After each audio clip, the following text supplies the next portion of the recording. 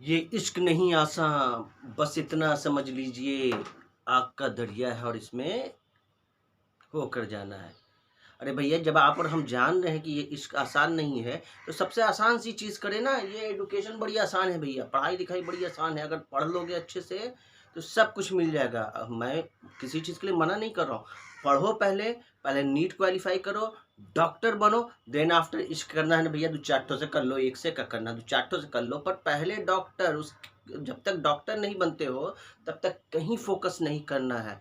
कोई भी इश्क रहे चाहे कुछ ससुरा, डॉक्टर बनने से पहले कर लिया, बाबूजी को पता चल गया ना, तो बगले में माथा को दबा के ले घुमा घुमा इतना मारेंगे ना, तो एकदम जूतवे बना देंगे मारते मारते। इसलिए ध्यान दो, बी फोकस। और हम भी बाबूजी से बच के आओगे तो हमारे पास आओगे तो हम ये कुछ कुछ के मारम हम भी। तो ध्यान दो, B focus on your study. पहली प्रायोरिटी है कि कामयाब होना। कामयाब होने के लिए एडुकेशन लेना होगा। एडुकेशन लेने के लिए आप हमसे बायोलॉजी पढ़ रहे हो, बायोलॉजी में आपको नीट क्वालिफाई करना होगा। नीट क्वालिफाई करके आपको एमबीबीएस डॉक्टर बनना होगा। एमबीबीएस डॉक्टर बनने के बाद समाज का सेवा करो, अपने दिल का सेवा करो, व्हाटएवर जो करो। उसके बाद मैं कुछ नहीं कहूँगा, आपके गार्जियन भी कुछ नहीं कहेंगे, राइट।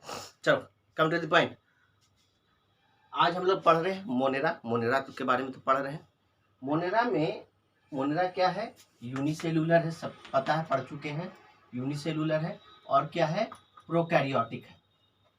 प्रोकैरियोटिक है। तो एक बड़ी इंपॉर्टेंट सी चीज थी कि प्रोकैरियोटिक जो भी एनिमल्स हैं, प्रोकैरियोटिक जो भी ऑर्गेनिज्म हैं, उसमें राइबोसोम जो पाया जाता है वो 70S का पाया जाता है। एकदम दिमाग में बैठा लो, माथे में एकदम जन्म घुट्टी टाइप का पी लो कि प्रोकैरियोटिक ऑर्गेनिज्म में जो भी राइबोसोम पाए जाते हैं वो 70S के पाए जाते हैं। अगर प्रोकैरियोटिक में 70S के पाए जाते थे तो ससुरा यूकैरियोटिक में भी कुछ पाए जाते होंगे। तो यूकैरियोटिक में ध्यान रखना 80S के राइबोसोम पाए जाते हैं, ध्यान में रखना। सिर्फ बाद में पढ़ेंगे कि 70S 80S क्या है।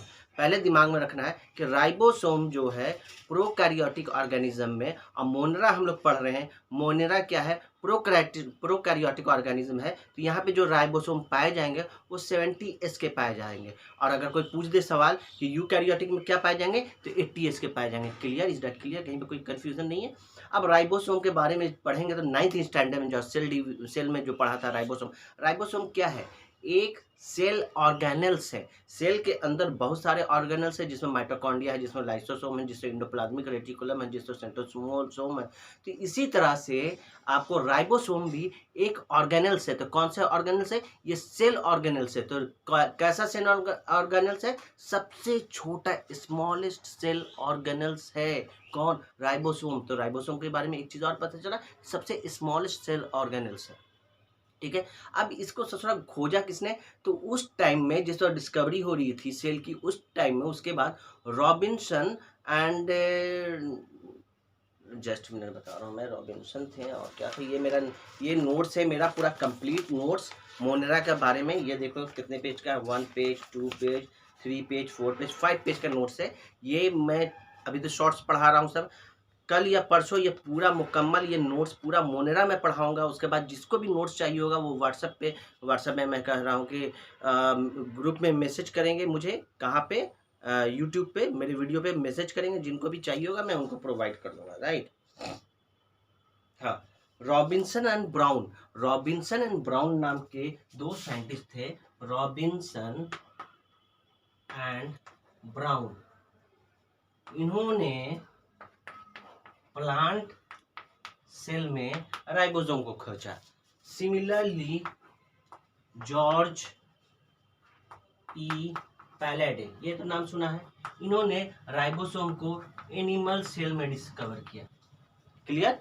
तो हम कह सकते हैं रॉबिन्सन और कौन है? Robinson and brown. इन्होंने कहा किया? प्लांट सेल में राइबोसोम को खोजा। एंड जॉर्ज ई प्लाडे ने एनिमल सेल में राइबोसोम को डिस्कवर किया। क्लियर है इतना?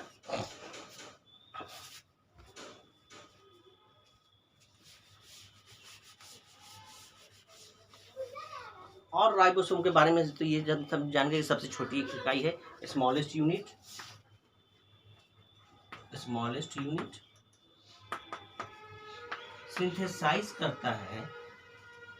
सिंथेसिस करता है अमीनो एसिड को। यही अमीनो एसिड का चेन बनते हुए आगे प्रोटीन बनाता है अमीनो एसिड। क्लियर है हमें? ये कहाँ पाए जाते हैं? तो ये साइटोप्लाज्मिक फ्लूइड में पाए जाते हैं। ये कहाँ पाए जाते हैं? तो ये रफ इंडोप्लाज्मिक रेटिकुलम पे पाए जाते हैं। ये कहाँ पाए जाते हैं? तो ये माइटोकॉन्ड्रिया पे पाए जाते हैं, यहाँ पे पाए जाते हैं। कौन?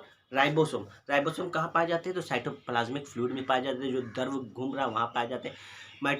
राइबोसोम कहाँ पाए जाते हैं? तो आपको रफ इंडोप्लाज्मिक रेटिकुलम दो तरह के होते हैं ना, स्मूथ इंडोप्लाज्मिक रेटिकुलम और रफ इंडोप्लाज्मिक रेटिकुलम। रफ इसीलिए पाए होते हैं क्योंकि इस पे राइबोसोम पाए जाते हैं। क्लियर? वहाँ पाए जाते हैं, माइटोकॉन्ड्रिया में भी पाए जाते हैं। तो यहाँ पे ये इनकी लोकेशन है। क्लियर? अब ये देखो कि जो प्रोकैरियोटिक में 70S पाए जाते हैं, तो 70S क्या है? एक साइंटिस्ट है, मैं बता रहा हूँ आपको, नाम क्या है? Svedberg unit sedimentation. हाँ, स्वेडबर्ग यूनिट या सेडिमेंटेशन। 10⁻⁻13 है ना, 10⁻⁻13 सेकंड। हाँ, 1 Svedberg unit equal to 10⁻⁻13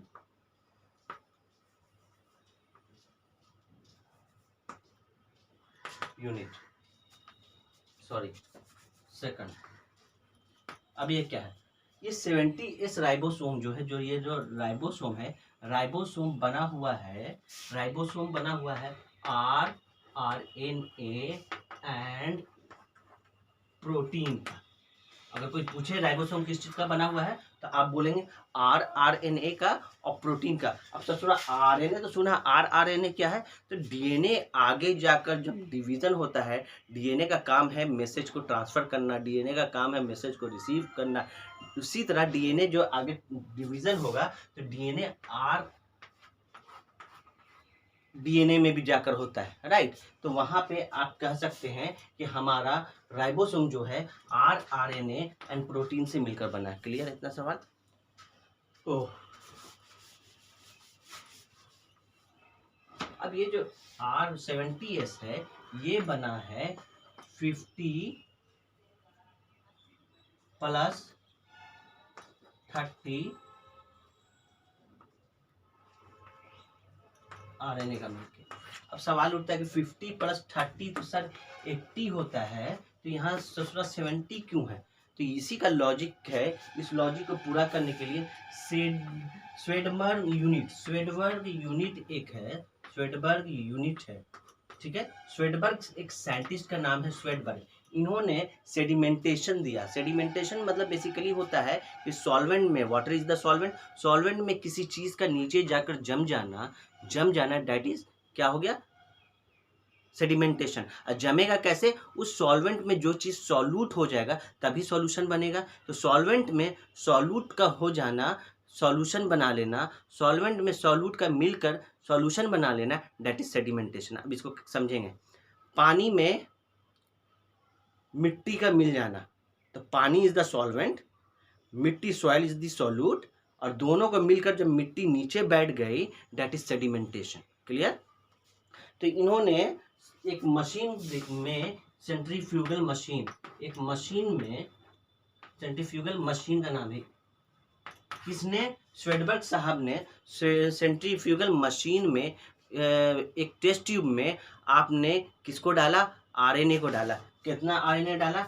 50 + 30 RNA को डाला, और उसमें किसमें डाला? सॉल्वेंट में डाला। सॉल्वेंट क्या था? वाटर में डाला। और उसके बाद उसको मशीन को चलाया स्पीड से। जब स्पीड से चलाया तो क्या होगा कि भैया RNA जो है वो तो सेडिमेंटेशन होगा, नीचे बैठेगा। तो कितनी स्पीड से चलाया? तो 70 सेकंड के स्पीड से चलाया, 70 स्वीडबर्ग यूनिट से चलाया। और एक स्वीडबर्ग यूनिट पे हम जान लेते 10⁻⁻30 सेकंड होता है। तो ये लॉजिक बना 70 स्वेडबर्ग यूनिट का लॉजिक बना 70 इंटू 10 पे पावर माइनस 30 सेकंड के स्पीड से इसने चलाया। जब इतनी स्पीड से चलाया तो क्या हो गया, वो जो राइबोसोम था 50 यूनिट और 30 यूनिट का, वो नीचे मिलकर बैठ गए। जब नीचे मिलकर बैठ गए तो यहाँ पे लॉजिक जो नाम पड़ा है 70S इस राइबोसोम का, वो उसके स्वेडबर्ग यूनिट के बेसिस पे पड़ा है, उसके स्पीड पे पड़ा है कि उस मशीन में, जिस मशीन का नाम है सेंट्रीफ्यूगल मशीन, उस मशीन में कितने स्वेडबर्ग यूनिट के स्पीड से उसको चलाया गया था। तो 70 स्वेडबर्ग यूनिट के स्पीड से उसको चलाया गया था। और एक स्वेडबर्ग यूनिट का स्पीड होता है 10 to power minus 13 second. Clear? तो इसीलिए उसका 70 नाम पड़ा। सिमिलरली 80 जो कि यूकैरियोटिक में पाए जाते हैं, तो 80 का जो जब बाइफर्केशन आप लोग देखोगे तो 80 बना है दो तरह से, 60 प्लस 40 से। तो 60 प्लस 40 तो सर 100 होता है, तो उसको 80 एस राइबोसोम क्यों बोलते हैं? 80S इसलिए बोलते हैं कि कॉन्फ़िगरेशन मशीन में, सेंट्रीफ्यूगल मशीन में जब इसको डाला गया तो वहाँ पे जो स्पीड थी वो 80 स्वेडबर्ग यूनिट की थी, इसलिए। और उस 80 स्वेडबर्ग यूनिट पे इसका क्या हो गया, सेडिमेंटेशन हो गया। मतलब कि 60 और 40 के जो आरएनए थे वो बीच सेडिमेंट कर गए, इसीलिए उसका नाम 80 दिया गया। अब क्लियर है कि कोई पूछेगा तो बता सकते हैं कि 70 कहाँ प्रोकैरियोटिक ऑर्गेनिज्म में, 80 कहाँ यूकैरियोटिक ऑर्गेनिज्म में। होप की समझ में आया होगा। तो मोनेरा में प्रोकैरियोटिक है तो 70S राइबोसोम पाए जाते हैं। ये राइबोसोम क्या है तो बता दिया मैंने कि ये राइबोसोम अमीनो एसिड्स हैं जो कि प्रोटीन का सिंथेसिस करते हैं। ये अमीनो एसिड कहाँ पाए जाते हैं तो साइटोप्लाज्मिक फ्लूइड में पाए जाते हैं। ये कहाँ पाए जाते हैं तो माइटोकॉन्ड्रिया में पाए जाते हैं। ये कहाँ पाए जाते हैं तो रफ एंडोप्लाज्मिक रेटिकुलम में पाए जाते हैं। ठीक है, ये किस चीज़ के बने होते हैं तो आरएनए के बने होते हैं और प्रोटीन से मिलकर बने होते हैं। आरएनए क्या है, डीएनए का, आगे में बाइफिकेशन देखेंगे तो डीएनए का बाइफिकेशन 3 चीज़ में होता है आपको, mRNA, tRNA और rRNA। तो rRNA is the part of the DNA section, तो वहाँ से आ जाएगा rRNA प्लस प्रोटीन से मिलकर ये बना हुआ है कौन, राइबोसोम।